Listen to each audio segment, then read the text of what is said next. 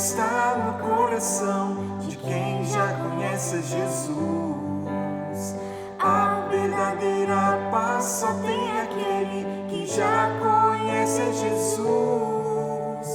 O sentimento mais precioso que vem do nosso Senhor é o amor que só tem quem já conhece Jesus. A alegria está no coração de quem já conhece Jesus. A verdadeira paz só tem aquele que já conhece Jesus. O sentimento mais precioso que vem do nosso Senhor é o amor que só tem quem já conhece Jesus. A alegria está no coração de quem já conhece Jesus. A verdadeira paz só tem aquele que já conhece Jesus. O sentimento mais precioso que vem do nosso Senhor é o amor que só tem quem já conhece Jesus. Que só tem quem já conhece Jesus. Que só tem quem já conhece Jesus. Que só tem quem já conhece Jesus.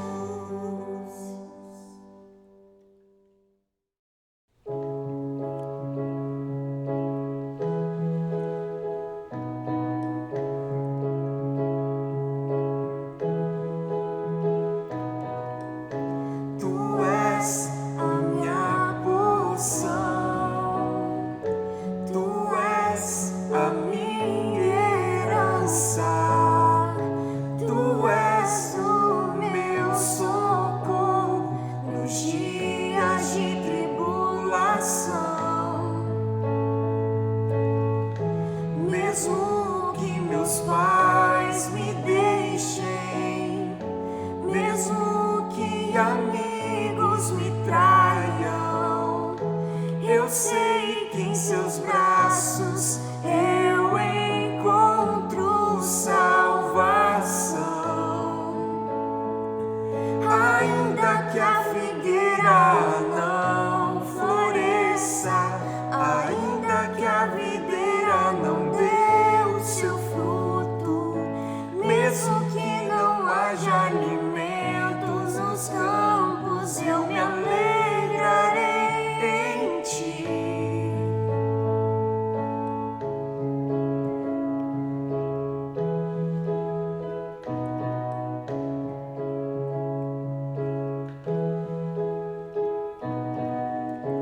Tu és a minha porção, tu és a minha herança, tu és o meu socorro nos dias de tribulação. Mesmo que meus pais me deixem, mesmo que amigos me traiam, eu sei que em seus braços eu encontro salvação. Ainda que a figueira não floresça, ainda que a videira não dê o seu fruto, mesmo que não haja alimento nos campos, eu me alegrarei em ti. Ainda que a figueira não floresça, ainda que a videira não dê o seu fruto, mesmo que não haja alimento nos campos, eu me alegrarei em ti.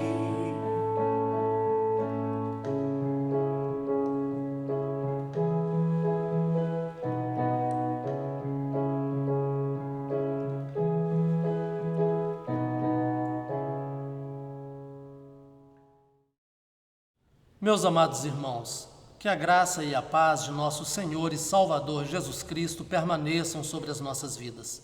Nós gostaríamos de convidá-los para a leitura que faremos na palavra do Senhor, no livro de Jó, no capítulo 1, versículos 1 a 19, para a nossa reflexão nesta oportunidade. Assim diz a palavra do Senhor nesse texto. Havia um homem na terra de Uz, cujo nome era Jó, homem íntegro e reto, temente a Deus e que se desviava do mal. Nasceram-lhe 7 filhos e 3 filhas. Possuía 7.000 ovelhas, 3.000 camelos, 500 juntas de bois e 500 jumentas.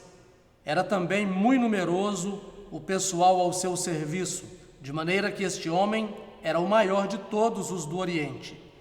Seus filhos iam às casas uns dos outros e faziam banquetes, cada um por sua vez, e mandavam convidar as suas 3 irmãs a comerem e beberem com eles. Decorrido o turno de dias de seus banquetes, chamava Jó seus filhos e os santificava. Levantava-se de madrugada e oferecia holocaustos segundo o número de todos eles, pois dizia: talvez tenham pecado os meus filhos e blasfemado contra Deus em seu coração. Assim o fazia Jó continuamente. Num dia em que os filhos de Deus vieram apresentar-se perante o Senhor, veio também Satanás entre eles. Então perguntou o Senhor a Satanás: de onde vens? Satanás respondeu ao Senhor e disse: de rodear a terra e passear por ela.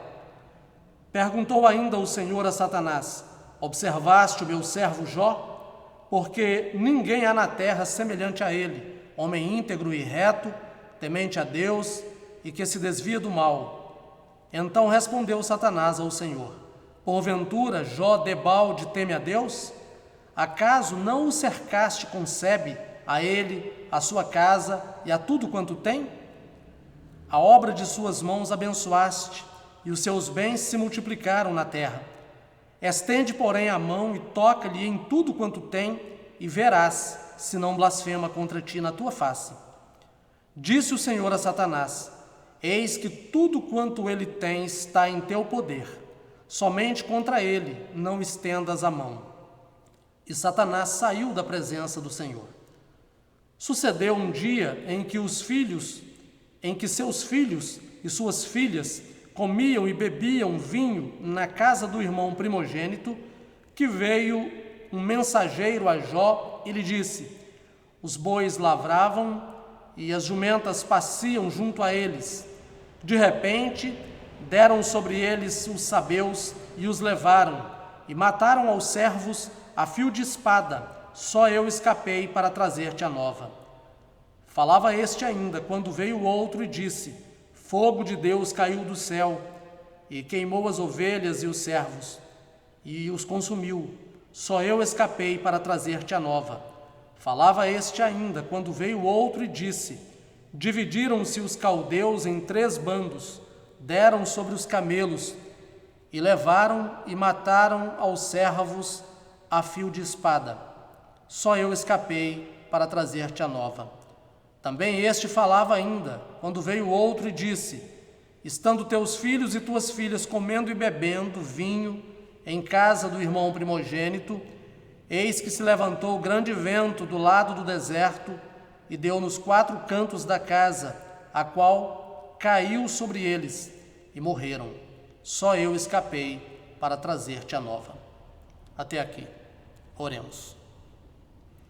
Senhor nosso Deus, Deus eterno, todo-poderoso, Criador de todas as coisas, ao Senhor tributamos a honra, o louvor e a glória, convictos de que só o Senhor é digno de ser adorado, de ser bendito, de ser exaltado.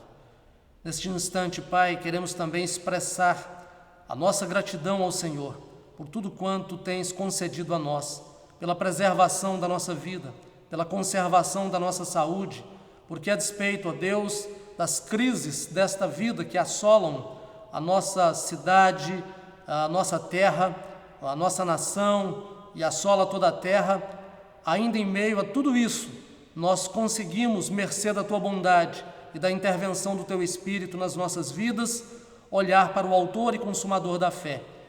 E podemos afirmar que o nosso coração, a despeito de todas as adversidades, transborda da alegria que vem do Senhor. Bendizemos ao Senhor, meu Pai, porque a nossa esperança não está nas coisas visíveis, nem nas palpáveis. A nossa esperança vem de Ti. E nós sabemos, Deus, que o Senhor é fiel para cumprir tudo quanto tem determinado. O Senhor é fiel para cumprir a Tua palavra e para fazer, ó Deus, com que as Tuas promessas também se cumpram. Nós engrandecemos Teu nome, porque a despeito do contexto, nós temos uma vida feliz no Senhor. Pai, nós queremos agora pedir ao Senhor, sê com o Teu povo, sê com a Tua igreja, espalhada, ó Deus, no nosso município, no nosso estado, espalhada por toda a terra. Visita, Senhor, os Teus servos e dê a cada um a condição de poder viver, ó Deus, segundo a orientação da Tua palavra. Que a fé no coração de cada um seja algo real e que pela fé, ó Deus, possam continuar tomando posse daquilo que o Senhor tem concedido a nós por via do sacrifício de Jesus. Rogamos ao Senhor, meu Pai, vem falar ao nosso coração por meio da palavra lida nesse instante. Tem misericórdia de nós e a despeito, ó Deus, da nossa pequenez, da nossa limitação, fala, Deus, ao nosso coração, edifica o Teu rebanho para o louvor da Tua glória e o êxito das nossas vidas hoje e sempre, no nome precioso de Jesus. Amém.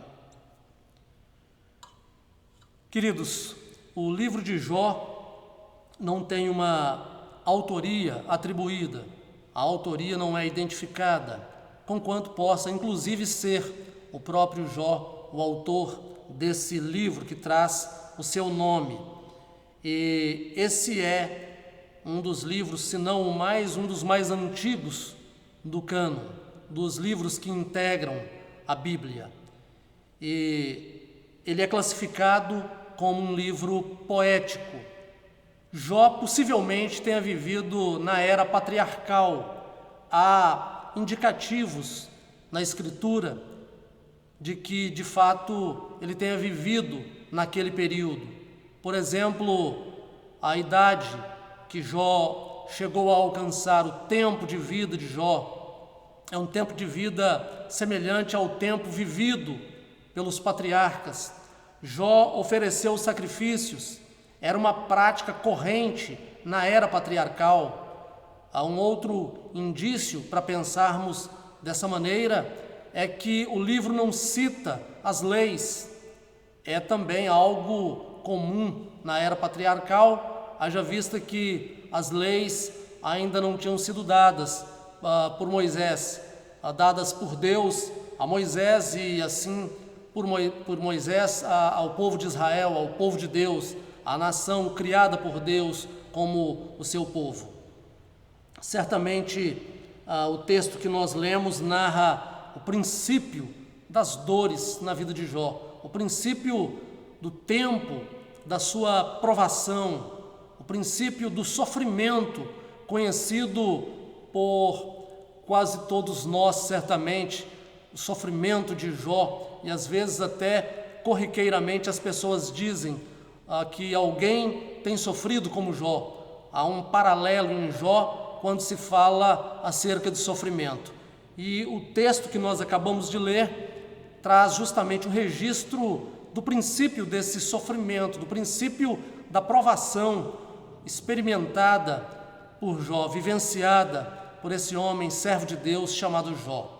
E com base no texto que nós lemos, nós podemos entender, podemos compreender que o justo também sofre.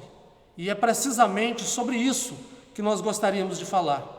O justo também sofre. O justo também sofre, em primeiro lugar, considerando o texto, porque o bom caráter não impede as aflições. Ter bom caráter não significa estar isento das possibilidades de sofrimentos e de aflições nesta existência. Jó era um homem de bom caráter.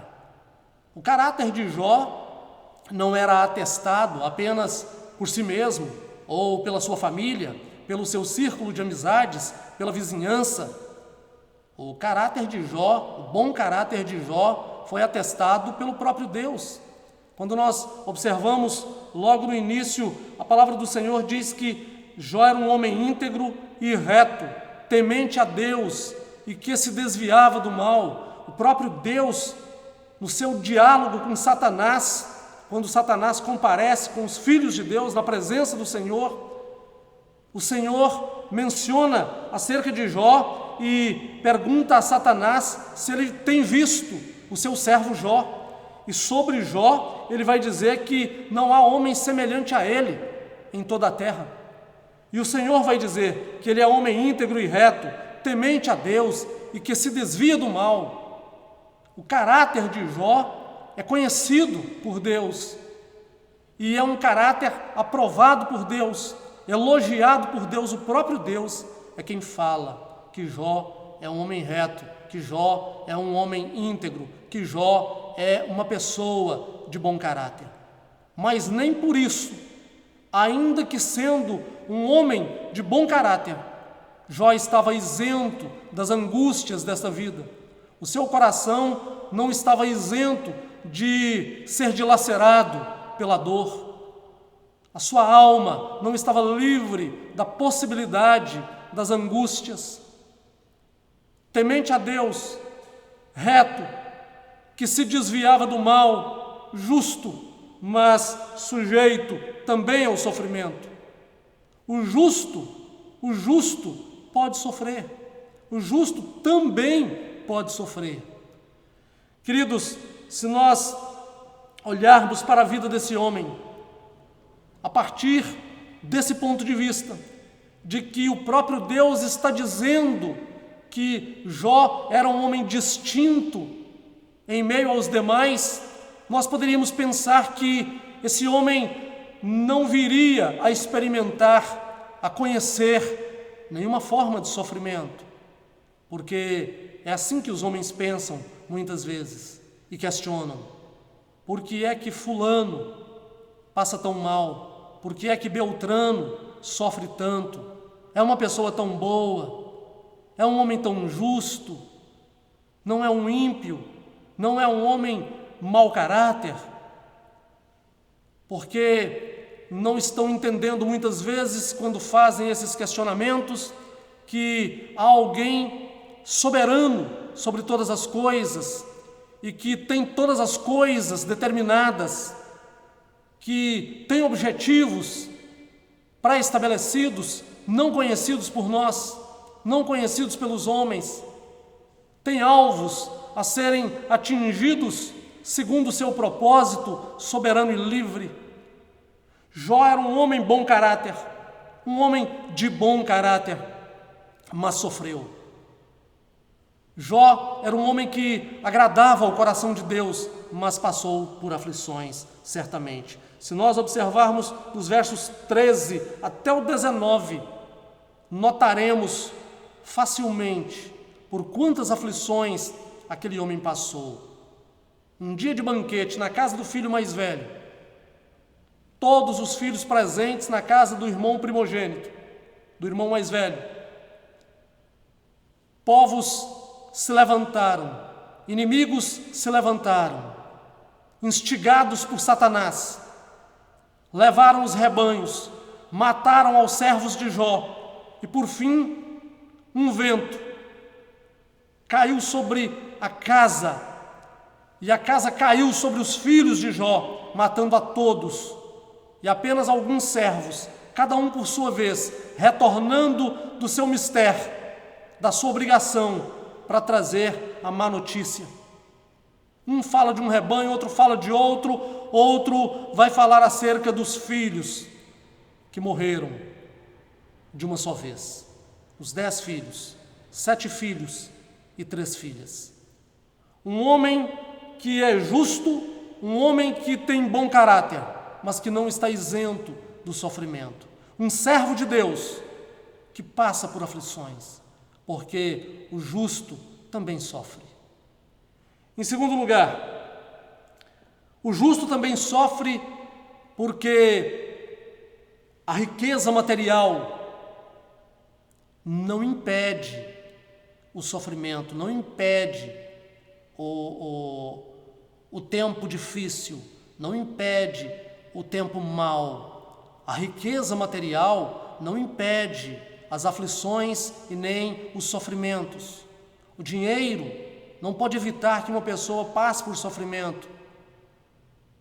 Ainda que seja todo o dinheiro, a riqueza material não tem capacidade, não tem o poder para impedir o sofrimento de uma pessoa. Uma pessoa, quem quer que seja, pode possuir muitos bens, pode possuir muito dinheiro, pode inclusive ter muita influência junto aos círculos do poder. Isso não fará a menor diferença se ela tiver de enfrentar algum tipo de sofrimento. Jó também, conquanto fosse um homem rico, não era apenas reto, justo, não era apenas temente a Deus e nem apenas se desviava do mal. Era um homem rico, um homem de posses, um homem de dinheiro, um homem com muitos empregados. No entanto, a despeito da sua riqueza, também experimentou o sofrimento, também passou por angústias extremas na sua vida. No verso de número 3, nós vamos observar quanta riqueza ele possuía em termos de rebanhos. Diz a palavra que ele possuía 7.000 ovelhas, 3.000 camelos, 500 juntas de bois e 500 jumentas. E o pessoal a seu serviço era muito numeroso, diz a palavra do Senhor. Um homem riquíssimo, era simplesmente o maior dentre todos do Oriente. Entretanto, um homem visitado pelo sofrimento, um homem visitado pela angústia, um homem que recepcionou em seu lar um tempo de extrema dificuldade, dias de lágrimas, dias de uma angústia incontável, imensurável. Um homem rico, um homem com posses, um homem que podia pagar para não sofrer, considerada a concepção dos homens, especialmente a concepção do homem natural, o homem que não conhece a Deus, o homem que não se dá contas de que apenas um é soberano, não se dá conta de que só Deus pode governar todas as coisas e governa a seu bel prazer. Deus é todo-poderoso sobre todas as coisas. Jó era um homem rico, maior, diz a palavra, o maior dentre todos no Oriente. Mas não pôde, com o seu dinheiro, com os seus bens, impedir os dias de sofrimento. Quantos nos nossos dias também têm sofrido, mesmo tendo dinheiro? Nós precisamos ajustar a nossa vida e entender que quem pode aliviar-nos do sofrimento é só Deus. Não são as riquezas, nem mesmo o nosso bom caráter. Só Deus, segundo a sua vontade, no tempo pré-estabelecido, no tempo já determinado por Ele. Em terceiro lugar, precisamos entender que o justo também sofre, porque a fé, nem mesmo a fé, pode impedir que tenhamos perdas nesta vida. A fé não pode impedir as perdas desta existência. Às vezes nós ouvimos pregações diversas de um pseudo-evangelho, de um evangelho paralelo, ensinando as pessoas que servo de Deus não sofre, ensinando às pessoas que, se elas se fizerem membros desta ou daquela denominação, não passarão por sofrimentos, não conhecerão a pobreza material. E eu queria saber onde é que está isso na Bíblia. Um evangelho de fato paralelo, um evangelho barateado, um evangelho sem cruz, não pode ser chamado de evangelho. Não há evangelho sem cruz, não há evangelho sem sofrimento. Ainda que o nosso sofrimento não sirva para o propósito do pagamento para uma vida feliz, para uma vida sem dor, para uma vida sem lágrimas, sem choro. sem morte, sem doença, para a vida eterna. O nosso sofrimento não serve, ainda que seja deliberado, ainda que seja proposital, não serve ao propósito do pagamento para a nossa vida eterna. Esse sofrimento, Jesus já passou por ele. Quem pagou para que pudéssemos alcançar uma vida de êxito e uma vida sem os efeitos do pecado foi Jesus Cristo. Ele já pagou por nós. O alto preço dos nossos pecados foi pago na cruz. O evangelho verdadeiro ensina isso. Não há evangelho verdadeiro sem cruz. Não há evangelho verdadeiro sem o sofrimento de Cristo. E Jesus disse que no mundo nós teríamos aflições. E ele disse que quem quisesse segui-lo deveria tomar a sua cruz, deveria ir após ele, deveria segui-lo, levando a sua própria cruz, dando-nos o entendimento de que a nossa vida precisa ser uma vida de abstenções em muitas áreas, em muitos aspectos. A disposição de abrir mão daquilo que impede uma comunhão com Deus, comparando a vida de quem se propõe a andar com Jesus à vida daqueles que deliberadamente e de propósito não querem andar com o Senhor e não dão vazão à sua voz, à sua palavra. Certamente a vida de quem teme e serve a Deus é uma vida mais difícil. Olhando com os olhos carnais, é uma vida de perdas, alguns diriam. Na verdade, é uma vida maravilhosa, uma vida bendita, uma vida livre, verdadeiramente livre. Fomos libertos por Cristo Jesus dos grilhões que nos prendiam, que nos amarravam, que nos trancafiavam ao reino das trevas. Jó era um homem rico, mas a despeito disso, não deixou de ter as suas perdas nesta vida, perdas terrenas.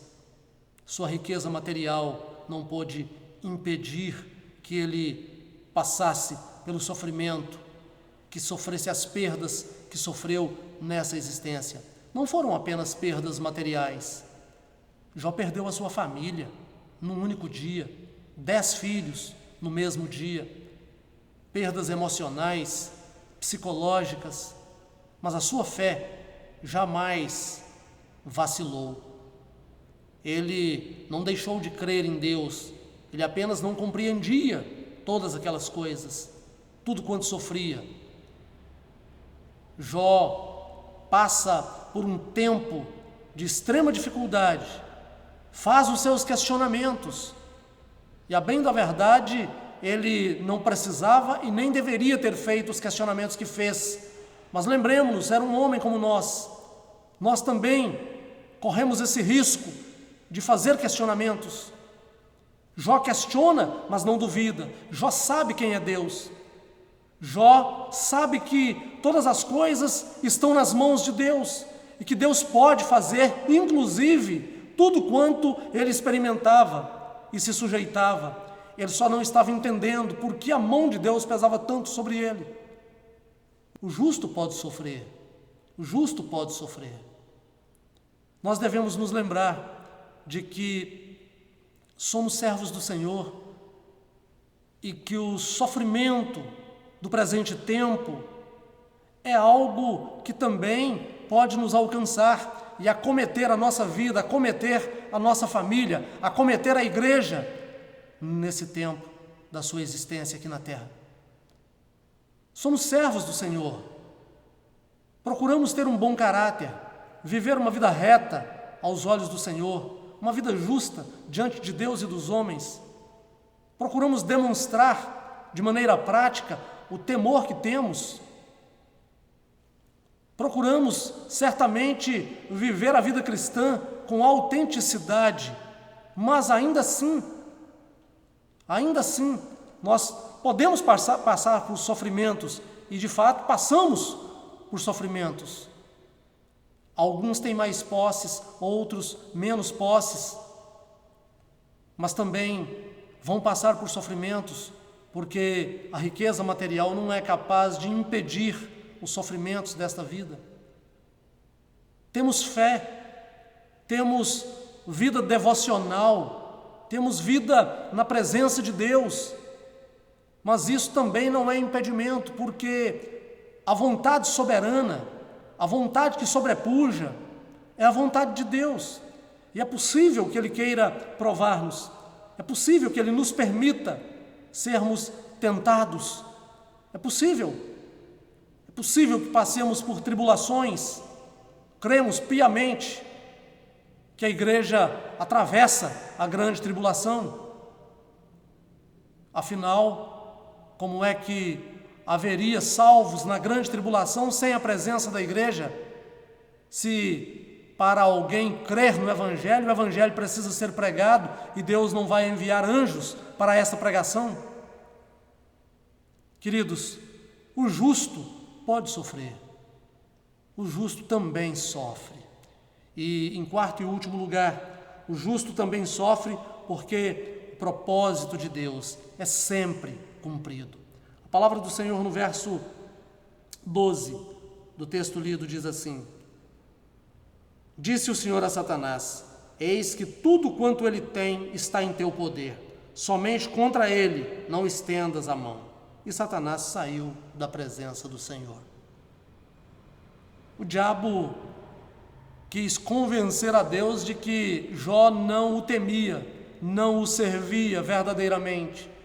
Jó era um sujeito interesseiro na fala de Satanás. Afinal, servir a Deus daquela forma seria fácil para qualquer um, quem sabe até para o diabo, pois Jó era um homem cercado da bênção de Deus, uma bela família, riquezas que se multiplicaram, o trabalho das mãos prosperando. Como não servir a Deus? Como não temer a Deus? Essa era a fala de Satanás. E Deus então diz a Satanás: tudo quanto ele tem está em teu poder, está em tuas mãos. Só não toca nele, mas nos bens pode tocar. Deus sabia quem era Jó. Deus certamente sabia quem era seu servo, verdadeiramente transformado, um homem que tinha intimidade com Deus. Queridos, a devoção de Jó permaneceria a mesma, mesmo depois das perdas. Tanto é verdade que quando ele recebe todas aquelas notícias, ele vai reconhecer que Deus deu e Deus tirou. Ele vai reconhecer que ele saiu nu do ventre de sua mãe e que vai voltar, vai morrer nu. Ele não tinha nada quando chegou e o que ele recebeu aqui, ele não levaria. E ele bendisse a Deus: bendito seja o nome do Senhor. Glorificou a Deus, exaltou a Deus, mesmo após as perdas que teve. Quando a sua esposa o incita, quem sabe, a blasfemar contra Deus, ele se vira para a esposa e diz que ela fala como louca. Recebeu o bem de Deus, não receberia também, ou não estaria sujeito a receber o que mais Deus quisesse trazer a ele, ainda que fosse o infortúnio, porque Senhor só há um, e Deus é o Senhor. Ele era apenas o servo. O justo também sofre, porque os propósitos de Deus são cumpridos sempre. E se Deus tem propósito, tem o propósito de levar-nos a passar por tentações, passar por provações, passar pelas tribulações desta vida. Todos esses propósitos certamente se cumprirão cabalmente. Não há como fugir disso. Nossas vidas pertencem ao Senhor. O que não podemos fazer é perder a direção. Ainda que sejamos atribulados, ainda que experimentemos dias mais difíceis e dias mais fáceis, ainda que vivamos um tempo com grande fartura, com grande abundância de todas as coisas, de víveres e dos bens materiais, e ainda que possamos viver num outro tempo, à beira da miséria, sem os bens materiais e uma escassez que machuca a alma, ainda que possamos viver assim, Não podemos tirar os olhos do autor e consumador da fé. Não podemos deixar de crer. Precisamos continuar crendo no Senhor. Precisamos procurar entender que Deus tem um propósito em todas as coisas. Entender que todas as coisas cooperam para o bem daqueles que amam a Deus, a despeito do que quer que sejam essas coisas. Certamente, o justo também sofre. O justo, mesmo sendo servo do Senhor de bom caráter, pode sofrer. Mesmo sendo rico, pode sofrer. Mesmo sendo crente fiel, pode sofrer. Porque Deus é soberano sobre todas as coisas. E Ele que sabe que propósitos tem definidos para as nossas vidas. Que nós nos lembremos, por todos os dias da nossa vida, que as nossas vidas estão nas mãos do Senhor e que vale a pena temer e servir a Deus a despeito das circunstâncias desta vida. Que nós nos lembremos sempre de que, mesmo sendo igreja do Senhor, estamos sujeitos, sim, a passarmos por sofrimentos. Como disse anteriormente, há pseudos evangelhos e evangelhos paralelos sendo pregados por aí. Apeguemo-nos à verdade. Ainda que nós morramos, nós viveremos estando em Cristo. Porque, de fato, o bem que é apregoado por aí afora, associado a curas, associado à riqueza material, associado ao conforto de uma vida terrena, esse bem passa. Só que isso não é dito. As pessoas estão aprofundando suas raízes nessas coisas, mas não está sendo dito a essas pessoas que tudo isso passará. Jesus ressuscitou a Lázaro, mas Lázaro morreu outra vez. As pessoas que recebem a cura, um dia adoecerão de novo e morrerão. Em última instância, em última análise, devemos entender que todas essas coisas são boas e são dádivas de Deus para nós, mas não podem ser o fim último, o objetivo último a ser buscado pelos que creem em Jesus. Porque tudo isso passará. O Evangelho verdadeiro vai nos ensinar de que, a despeito do que quer que seja a nossa vida nessa existência, estando em Cristo, herdaremos a vida eterna. O justo sofre, e sofre mesmo, também nesta vida. Não é só o ímpio que padece o sofrimento. A igreja do Senhor, quem sabe, sofra ainda mais do que o ímpio, porque o ímpio, tudo que tem a receber, está nesta vida, mas a igreja não. A igreja recebe o necessário para esta vida e recebe a verdadeira riqueza, a verdadeira herança no porvir, na eternidade. Que Deus nos abençoe. Deus fortaleça a fé da igreja nesse tempo, para que nada nos leve a abrir mão de crer na verdade e descansar nesta verdade. Deus nos abençoe. Oremos. Pai Celestial, nós te agradecemos pela palavra lida e exposta e clamamos ao Senhor, meu Deus, que o Senhor de fato nos instrua e que o Senhor aplique esta palavra, esta verdade à prática das nossas vidas, de modo que sejamos, ó Deus, transformados naquilo que é o desejo do Senhor. Que nós nos lembremos sempre de que, mesmo sendo servos do Senhor, e buscando viver uma vida que agrada aos teus olhos, estamos sujeitos aos sofrimentos dessa existência. Tem misericórdia, Deus da igreja, e abençoa os teus servos para que perseverem em permanecer na tua presença, em servir ao Senhor e perseverem na propagação da tua palavra, na evangelização, de modo, ó Deus, que o Senhor possa, por via da igreja, alcançar aqueles a quem o Senhor tem separado, chamado para a vida eterna, desde a fundação do mundo, ou desde antes da fundação do mundo.